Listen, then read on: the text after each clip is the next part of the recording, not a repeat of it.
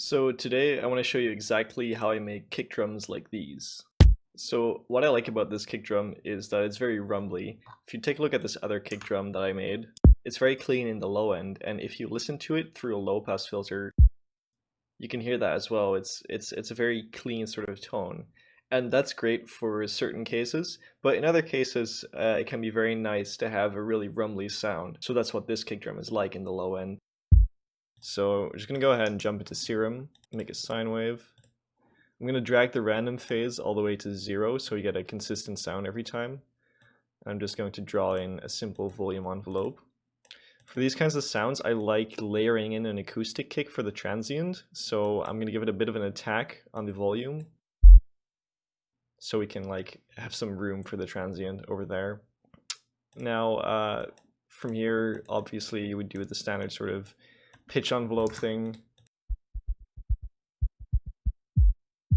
And with a bit of tweaking, we already have something that sounds kind of, at least in the low end, kind of similar to one of those electronic kicks that you would find in a lot of modern drum and bass and stuff. But I want to make it rumbly, so the way you would go about making it rumble is you would add in a second oscillator. Then we add a sine wave there as well, and also turn down the random phase. For this one, I'm also going to give it kind of a similar volume envelope.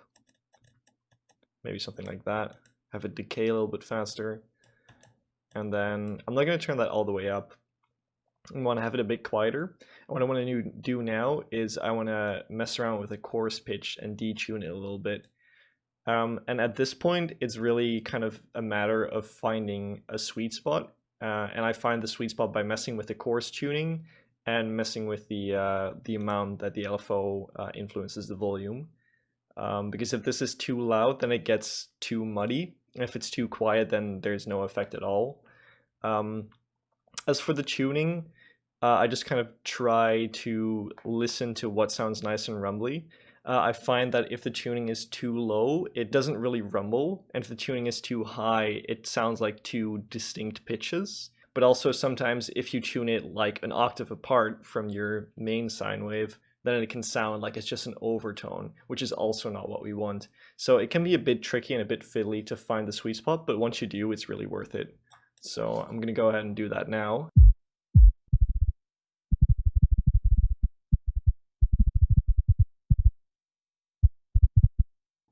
Yeah, so now you can see that we have this sound. And if you look at what it looks kind of rumbly already. But at this point, I'm not quite satisfied yet, so I'm going to try to add a little bit of distortion.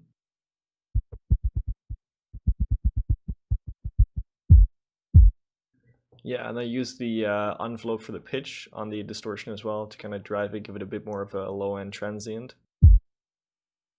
And at this point, I want to start layering in an acoustic kick for the transient and to add even more rumble. So I found a nice kick that's kind of like tight in the top end and also has like a bit of low end interesting stuff going on. So at this point I want to EQ and compress this kick a lot actually, because it has to compete with this electronic kick which has a lot more low end.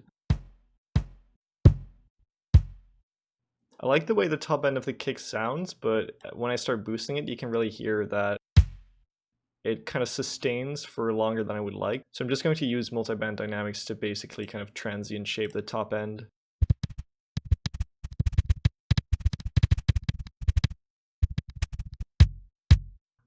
This seems to work pretty well. So I'm going to add a glue compressor. With this I want to emphasize the transient a bit more and just squash it generally. I hear that that's bringing out some kind of resonance in the low mids, the compression, so I'm going to try to EQ that out.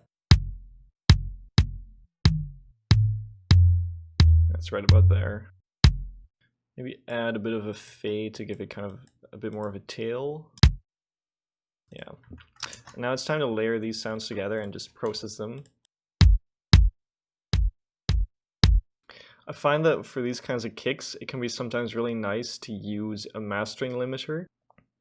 I'm going to use the one from Ozone 9, and what I like about this is you have this time setting, and if you set it very close to 0, you get a sound that's almost like clipping. In essence, it gives you kind of a fade between clipping and limiting, which is the kind of flexibility that I really like to have. I'm also going to turn on the transient emphasis and turn that up a bit. And now let's try to dial in some good settings.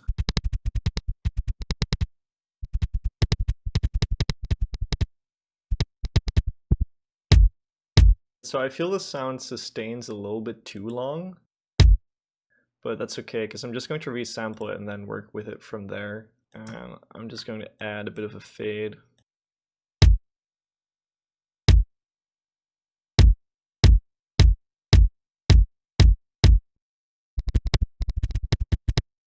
So this is getting there, but I feel like the transient is a bit flabby and I kind of want to tighten that up. So I'm just going to go ahead and just snip some of this stuff off. Maybe do something like that and add a little bit of a fade. Yeah, right about there sounds good to me. So yeah, there you have it. That's how I make these Rumbly kick drums. So if you feel like you learned something, please leave a like and subscribe. If all of this is old news, you can dislike it, no hard feelings. If you're interested, you can also join the Discord server and steal all my samples. So yeah, that's about it. Cheers.